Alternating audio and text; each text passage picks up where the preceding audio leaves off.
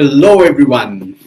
So we have 74 attendees over here. Am I right? Yes, we have 74 attendees over here. This is amazing. Thank you, Sven, for filling up in the previous session. So going forward, what we are going to do is we'll have one track in one particular session, go to the networking lounge, make sure that we network with all the speakers, all the attendees, all the startups, investors, corporate partners that we have brought on board, and make the most out of it. Because that is the true agenda for this event, to make sure that everyone makes the most out of it. And like I said before, this particular track focuses on fundraising. And our first lightning speaker is the founder of Expert Dojo. Just to reiterate on people who might have missed in the previous part, he has consulted and coached in over 35 countries, and he brings along a global perspective to starting and growing a business. He heads the Expert Dojo High Performance Accelerator and has access to thousands of experts and mentors who help an entrepreneur find what they need to pursue their business dream. May I please welcome Brian Mcmahon. Brian, the stage is yours. Thank you very much to be here. Greetings from the United States. So I'm going to spend the next time, I'm going to try and impart as much information as I possibly can on, as you're starting a business or as you're growing a business, not just access to capital, but really what the market is like right now globally and what we're looking for. But first, over the next 10 minutes, let me start with an intro, and then I'm going to talk about why the US is so important, talk about some forces that are out there. I'll explain my criteria as we invest, and then also a little bit about 2021. So I'm going to try and throw a lot in here for you so you get a really good feel for it. So firstly, an introduction to Expert Dojo.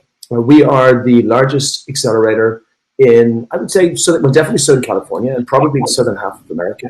Right now, we invest in approximately 2 companies per week, and so we're extremely active. We see the current market as a phenomenal time.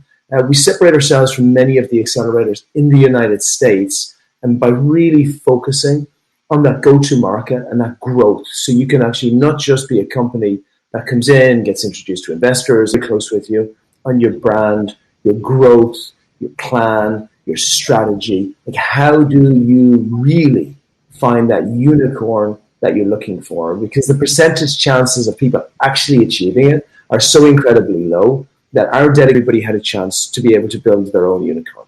So invest in 80 companies a year. We're going to keep on growing. We love entrepreneurs, and we love global entrepreneurs. And our thesis right from the beginning was that in the United States, which is where we're based, right in Silicon Beach in California, there's a tremendous bias towards local entrepreneurs and towards people who maybe went to a very nice school, and maybe they were connected with the venture capital firms over there.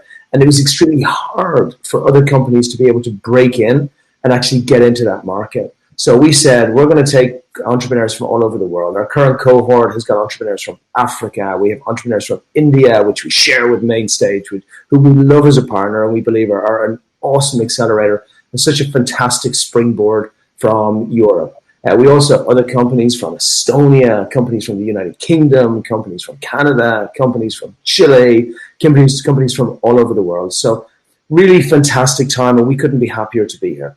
Let me throw some forces in there about what's happening in the world and why this is such an exciting time. And many people looked at COVID as a very difficult situation, which it was in many ways for many companies. But what it also offered was clarity. And that is clarity to investors about which companies can win and which companies are going to have difficulty. So we all know that this was really hard for malls, retail, bars, restaurants, anybody in the hospitality space, experiences, all those types of things. But we also know, look at this platform. Would this platform have raised money 5 years ago? No, because everybody was going to conferences. But now conferences are online. So it provided a tremendous clarity to investors about which companies could possibly break through and which companies might take a little bit longer. Remember, the game of unicorns is about exponential growth. It is about explosive expansion as quickly as you possibly can. So when you see something like COVID happens and you realize that an entire shift is happening in the world away from companies being stuck We're having to go for usual things. And suddenly we move to this place where a platform like this are remote work, are cybersecurity because more people are online, are video conferencing, i.e., look what's happened to Zoom, are, if we look at stocks like Robinhood and those types of things. So it provided great clarity in the world. The other thing it did was actually, in a weird way, it made the world smaller because so many people are online. In the olden days, people, and I say the olden days, I'm doing it 5 years ago, a lot of the investors in the United States would have just looked at the United States as a market. Previously, Expert Dojo were absolutely unique in providing this gateway into the United States, and we were the only ones who went around the world because we wanted the great global founders to be able to get into the biggest market in the world and be able to expand there. Now, the great news is many, many, many investors are actually thinking on the same level, which is fantastic for everybody here. Look, I also want to share a little bit about my criteria and what we look for when we're looking for founders, because I think sometimes it's really hard when you're a startup and you're thinking, I've seen 5 investors or 50 investors or 500 investors. Everybody says no. I want to maybe go to the US, or maybe I want to stay in Europe. What are investors really thinking when they're in front of me? So I have 5 or 6 things I really look at. Number one, I look at the founder, obviously. And when I say the founder, I look for one word, and that is execution. What is the ability of this founder to be able to execute on an unparalleled level? Now, anybody can talk about how they're able to execute, and everybody does. But very, very, very few people are actually able to show a previous history of execution. Now, it doesn't mean that you've had to have a startup previously. Execution proof can be shown in many, many, many forms. So the question becomes, can we see that this person is going to be able to break through many of the impossible challenges that are in front of them? So as a founder, look at your execution history. Have you shown that you're able to break through? Now, it might be you were part of a startup before. It may be that you grew very fast in a company. It may be that you achieved things that other people weren't able to achieve. You want to demonstrate that to the investor as quickly as you possibly can. Number 2, skill gapping. So as you're growing your company, we believe that there's 4 levels to growing a company. Viking period, gladiator period, Knights of the Round Table, and then sensei.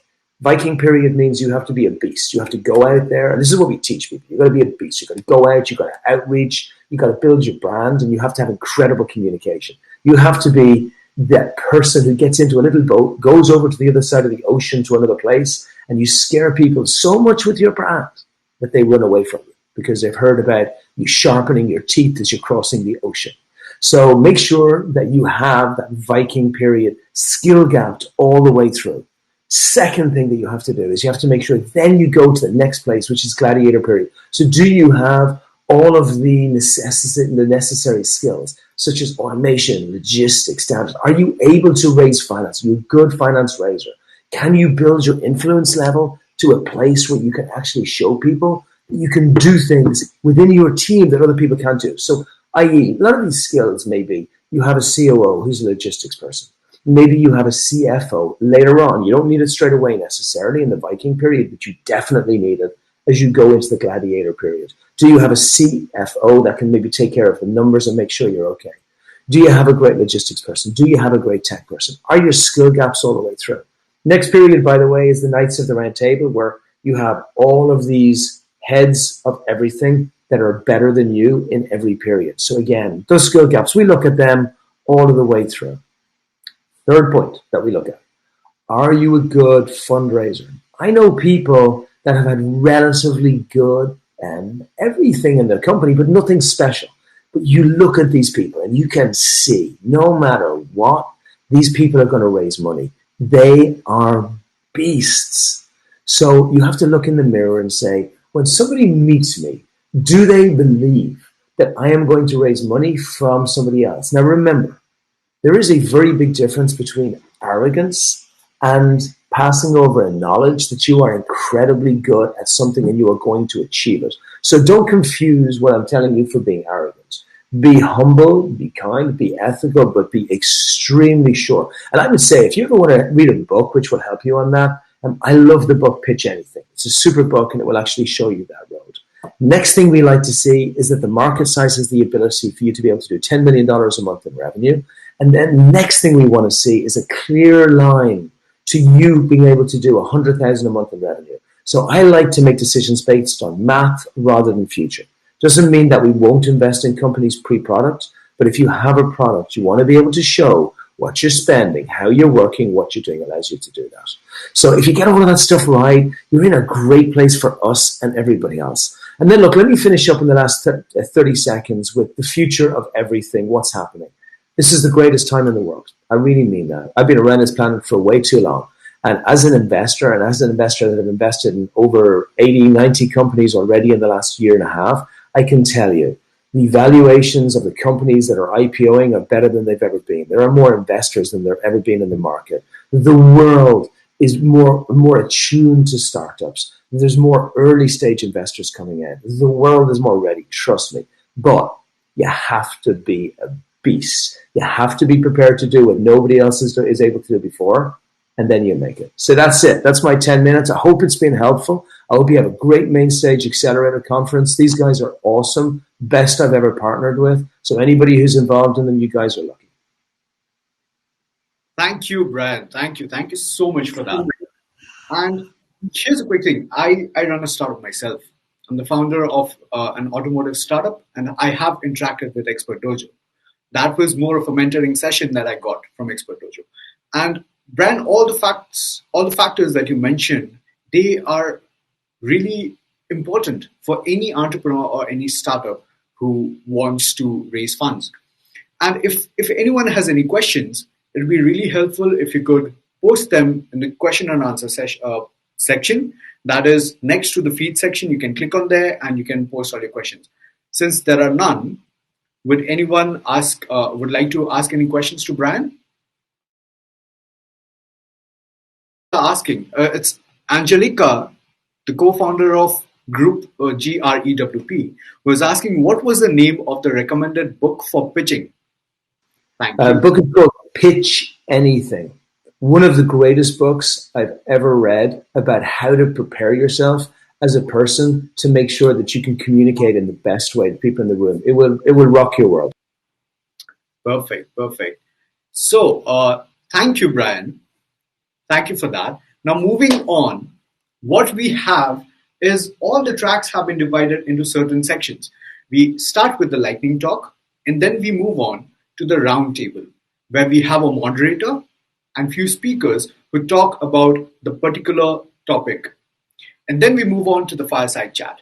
So moving on to the round table, we have our co-founder Debashish, who will be moderating the session with speakers Victoria Mehran. She is the investment associate at Expert Dojo, and Takayuki Kumagai is the director and general manager of Tokyo office, technology seed incubation from Japan. Over to you, Debashish. Thank you so much, Sumit. Thank you so much. And a fantastic enlightening talk by Brian. Amazing. I mean, I just love the energy, the way he love it. So, Farnaz, Victoria, Mehran for being with us. Takayuki-san, it's always a pleasure interacting with you. And always love your perspective on startups and how the funding is all about. So today's roundtable, we will spend the next 10 minutes in discussing about the global fundraising scenario. And we have strategically got two speakers, one from the Western Hemisphere and one from the Eastern Hemisphere. So we would like to, touch upon multiple things which actually matter and influence fundraising for startups across these two hemispheres. So my first question to you, Victoria, is how has Expert Dojo over the years been supporting fundraise for startups in the Western Hemisphere ecosystem? I know you have slowly moved to the other side as well, but what has happened in the past? So sure. Thank you, Debashish, for having me. It's a pleasure being here. So about us, Expert Dojo has a very unique approach to startups and helping them. We first are very kind of meticulous toward the companies that we invest in, and we were making sure that these companies that we invest, they are scalable and they are growing in very short amount of time. And when we assure that and we invest in them, we try to help them every steps on the road. So during 8 weeks program, we help them with the branding and marketing and customer acquisition. Half of them, and we have a demo day for our graduates as well. And we help them to find the lead for Series A. We help them with the growth in other parts of the US and globally. It depends on the sectors that they are in. We are part of their journey for the next 3 years to make sure that this company is going to be successful and it's going to create a unicorn and it's going to be sustainable enough for any investors to invest in. So we are going to be a part of their journey for the next 3 years. Great. Thank you so much, Victoria. Thank you so much for the perspective. Takayuki-san, I would like to pose the same question to you. You have been doing, how is TSI helping the startup ecosystem over the years? And, your perspective. Okay, thank you, Devasis-san. I'm happy to be here. First of all, let me introduce ourselves briefly. As technology incubation, shortly TSI, is bridging global foreign startups with Japanese investors and Japanese business firms. We support fundraising and starting their business in the Japan market and other things regarding such things. So through our past almost 20 years activity in Japan, we have a massive network with Japanese investors and Japanese business firms. So basically, we offer the curated business support, so matching startups and investors or business firms one by one, and also we offering the online platform to matching foreign startups and Japanese investors. So through our platform, startups can access more than 7,000 Japanese investors and business firms. And we also have the online matching event like this. The scale is more small comparing to this event, but we have several online events to match foreign startups and Japanese investors. That is our basic activity to support foreign startups. Great. Takayuki-san, thank you so much. I think that brings me to the next question is now that we have, Expert Dojo and Victoria working on the Western Hemisphere and TSI and Takayuki-san working on the Eastern Hemisphere. My question to both of you and first to, Victoria is, how do you see this cultural difference between your side, and you would have experienced it on the other side, in terms of an ask from a startup? Victoria. So in terms of the style of investment, what we see in the US and what we see in the Europe and Asia, particularly, I compare the America with the European style and not with Asia. But because I think Takayuki can explain better than me in terms of their style of investment, so I'm not putting my foot in his shoes. But in terms of the style of investment, what we are seeing is that it's a big differentiator between the entrepreneurs as well, from the European and American.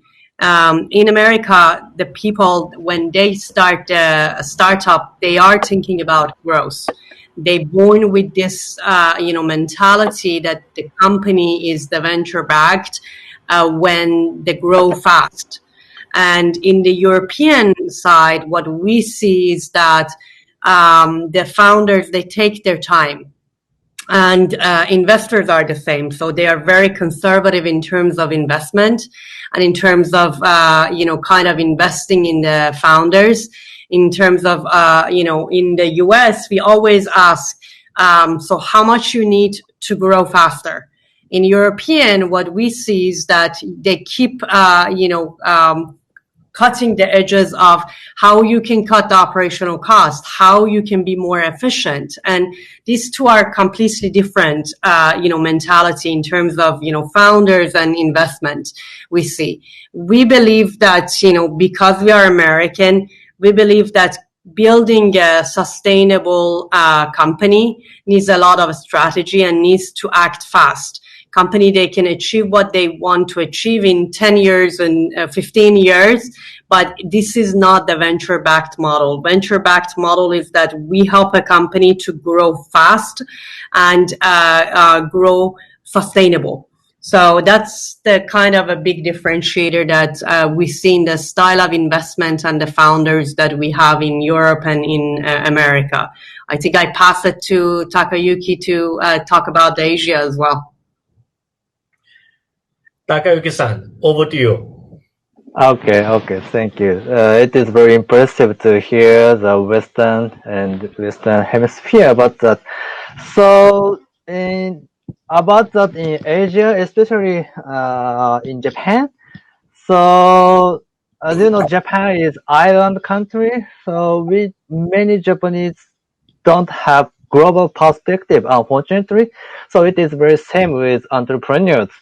So that means founders at the beginning doesn't have global perspective. They rather than thinking of Japanese market, only Japanese market, rather than thinking globally. So this attitude affects venture capitals also. So many Japanese venture capitals also don't have global perspective. They're only thinking about Japanese market, Japanese startups. So that affects all of things regarding startup ecosystem. And also, in my standpoint, there are not so many global startups looking for Japanese investors' money. So that is unfortunate. That is not good situation for us. But past few years, the situation is drastically changed. So many global startups is seeking the business chance and the fundraising chance also in Japan. And there are many Japanese, the number of global Japanese investors increasing, and recent young entrepreneurs have global perspective to spread the business globally faster. So I think that is very good trend for us. And in case of Southeast Asia, they have very good global perspective comparing to the Japan entrepreneurs, and it as well investors is also such perspective. Especially, so Singapore is a special region in the Southeast Asia. Singaporean has very good global perspective, of course, but other countries like Vietnam, Thailand, Indonesia, it also changes their attitude. They tend to have global perspective. Yeah, I hope this is good answers for you. Thank you so much, Takayuki-san. Thank you so much. It's a very interesting perspective which you have brought forward. That brings me to the last question. Is I think Brian touched upon that part of it, but I would like to see it. I would like to hear it from the perspective of US and Japan separately, in terms of what are the salient qualities you typically look forward to in a startup founder when you invest, from the US perspective and separately from the Japanese perspective. Sure. I go first. So as Brian mentioned and touch base, I re-emphasize what he said. We are looking for undiscovered, underprivileged founders. The founders that they are resilient, they have a bigger vision, they know how to scale a company through the previous work experiences that they had, and they fight for their company. And they understand that, if they want to go to this journey, they cannot be alone, and they need coaching. And the best entrepreneurs are the ones that they listen very well, and they reflect, and they take the best out of your recommendation as a coach. And that's the kind of the entrepreneur that we are looking, because this is a very tough, intense road, and not everybody built to go to that roadmap during 5 years, 6 years, that dedicate their entire life to the company and go with the ups and downs. And that's something that we are looking for. Very special founders that they are able to continue this journey. So, in case of investing in Japanese startups, the criteria and the way of thinking is almost same with Victoria-san. But thinking of investing in foreign startups, the situation is totally different. So, as I said, there are not so many Japanese investors who have many experiences investing in foreign startups. So, typical Japanese investors, wait a moment. Typical Japanese investors usually understand startups business by linking it to similar cases in Japan, because it is very difficult to image what happened in other countries and what did his or their business, how goes their business in other countries. So that's why Japanese investors tend to think Japanese linking their business model and similar case in Japan. So in the meaning, Japanese investors tend to ask what your business model in the Japan, or do you think spreading your business in Japan market in the future? So they want to know the CEO's thought about that, and they want to understand they want to understand the foreign startup business model matches in the Japan market. So I think our 10 minutes of our roundtable is over, and it is my absolute pleasure to have Takayuki-san and Victoria on the same stage, sharing their perspective around the Western and the Eastern Hemisphere. Thank you so much for being here. It's really early morning for Victoria and really late for Takayuki-san. So, it's inconvenient for both of you, but thank you so much for coming on board, coming on stage. Thank you so much. Thank you so much for having us, Devashish. Thank you. Thank you. Thank you, Victoria. Thank you, Takayuki-san. Thank you, Devashish. Well, can we get a huge round of applause for both our speakers over here? Yes. Keep the reactions coming. Let's make it interactive. And you know what? I was going in one particular flow, but the lightning talk, this roundtable has gotten me energized. And this is what any entrepreneur should be like.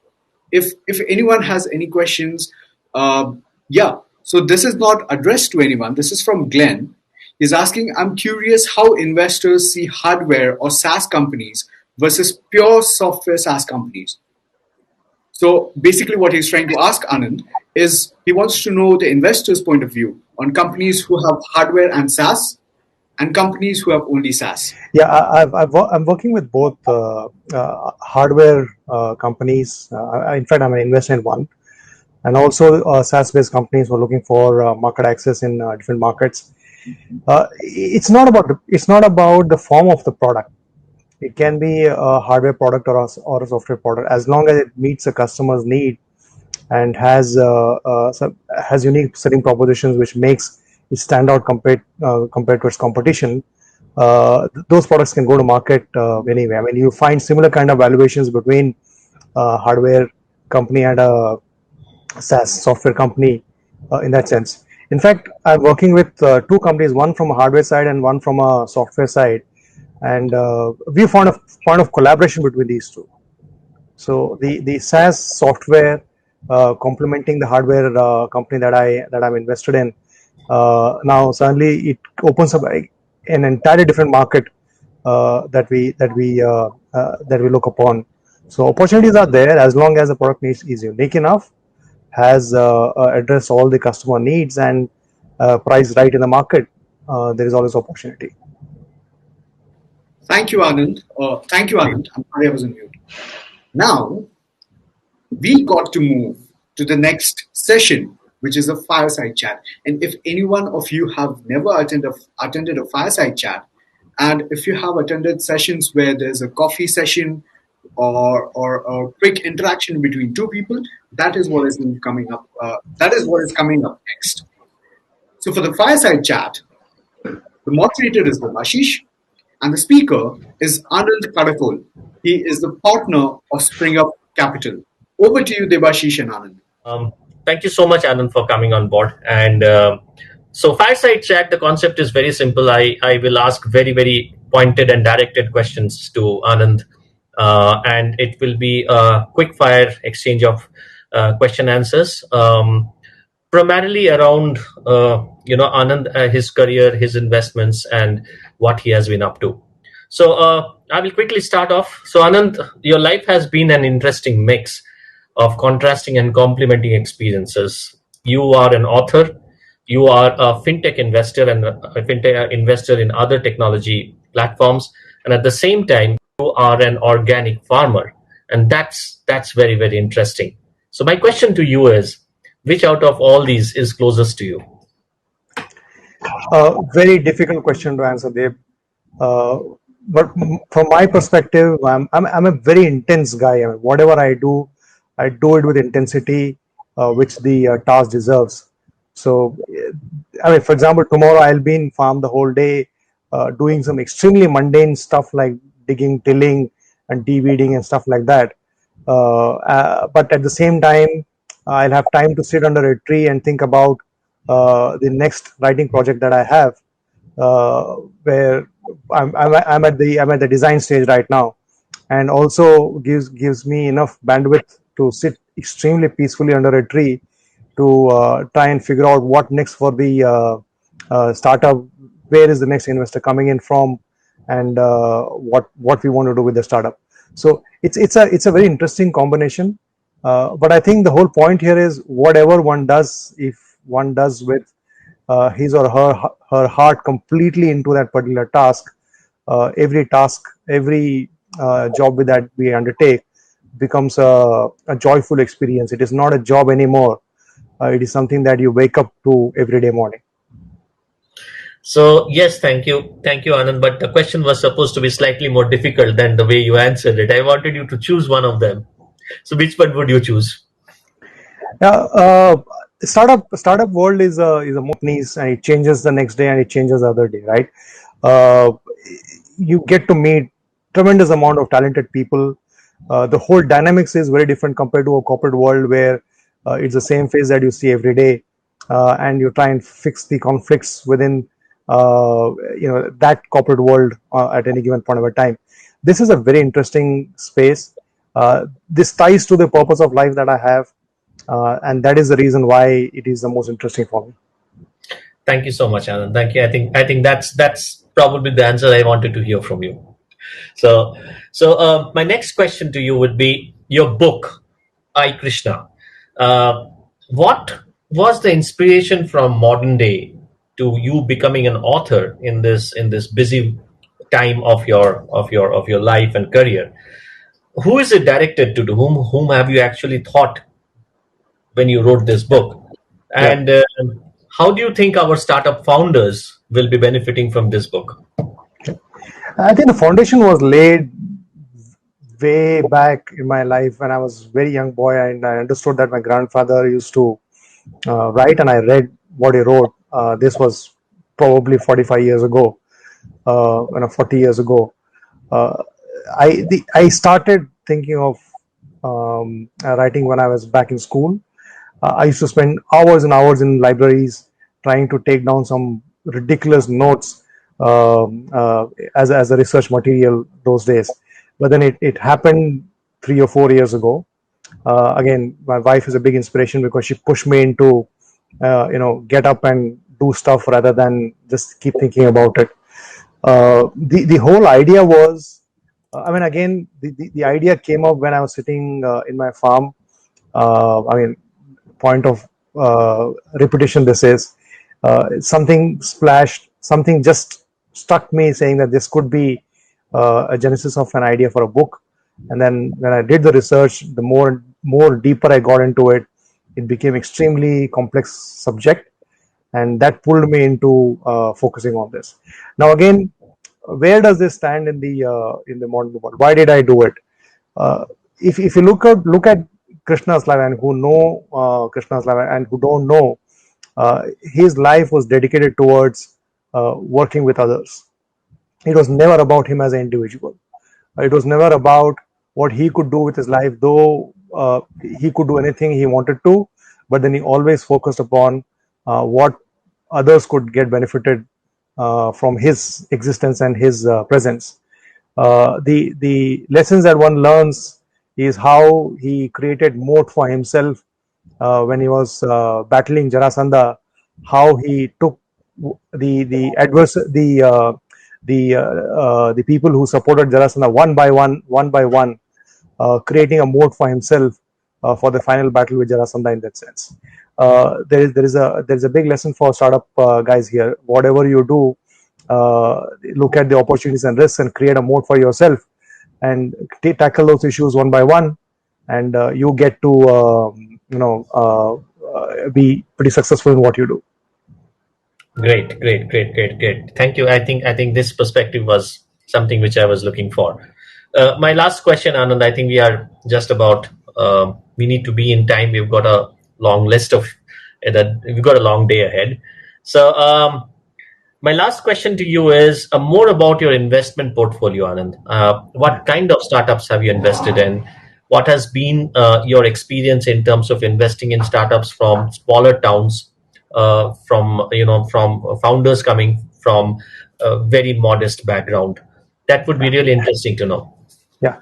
So, Devi, I jumped off the ship of corporate world in 2017 to come to a very small town, which is known to be a big education center. It's a cultural hub for the country, but then from an economic point of view, is not very progressive in that sense. Then the purpose of life was to get associated with the incubation centers and startups in this particular town. They do not get chance or opportunity to work with people of experience from a mentorship and advisory point of view. So I came in, started picking up discussions with the startups.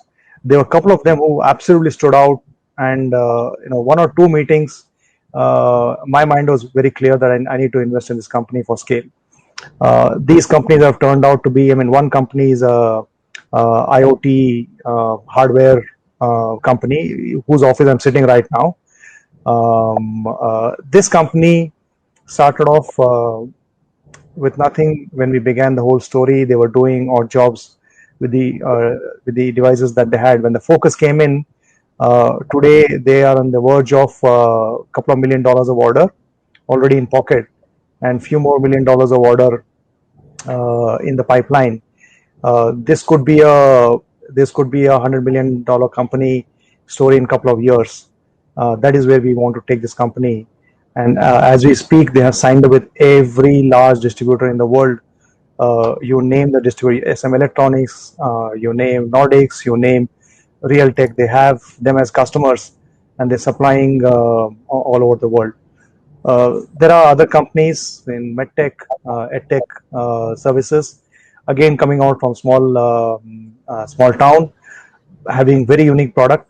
Where we are today, we are very close to go to market with these guys, and very soon all of these guys will have very significant strategy officers joining. Dave, you know who we're talking about. So right, yeah. It's a very interesting journey. There is a tremendous amount of talent available in small cities. It's just that they do not have access to markets. They do not have access to different technologies that they can harness, different channels that they can harness in terms of business. and that is our role, to take all of these guys to those parameters and get them to do tremendous amount of business and see them as real entrepreneurs with great value in days to come. Anand, this has been really interesting. I mean, the perspective which you have put to the small towns, and this is just not an Indian phenomena. I'm sure this phenomena is definitely there at a global perspective as well. So there are lots of people in our audience who will be interested in connecting back with you. There is a networking session scheduled after this, and Anand, thank you so much for joining us. Joining us from your portfolio company's place. So thank you so much for taking that trouble. My thanks once more to Brian, to Takayuki-san, to Victoria, to come and give us some fantastic insights into the funding, the startup, the global startup ecosystem. And signing off. Thank you so much. Thank you, Debashish. Thank you all the speakers. And Anand, I must say, the takeaway from the book for the startups, that was pretty insightful. And if I may add to that, all the startups, all the entrepreneurs need to opportunity. Yes. This just struck my mind. So we can link this thing together. Now, while we come to the end of this track, we'll be moving to the networking session, like Debashish mentioned. Now, this is the perfect opportunity for all the attendees to go down there, visit the startup booths, visit the partner booths, our partners for fundraising, our Expert Dojo, Spring Up Capital, Hessen Trade and Invest, TSI Japan, and Bodhic Ventures. Make sure you visit all the tables, all the camps, all the booths. Sorry, not the camps. Visit all the booths, network with everyone, and we'll see you in the next session. Keep the reactions coming. Someone is laughing at me. That's amazing. So we'll see you in the next session. So this is how it's going to go. We'll be closing this track. We'll move to the networking session. That'll last for about 15 to 20 minutes. And then you'll be invited to the next track. And the next track is going to be moderated by my co-host, Saidi. See you guys. Thank you.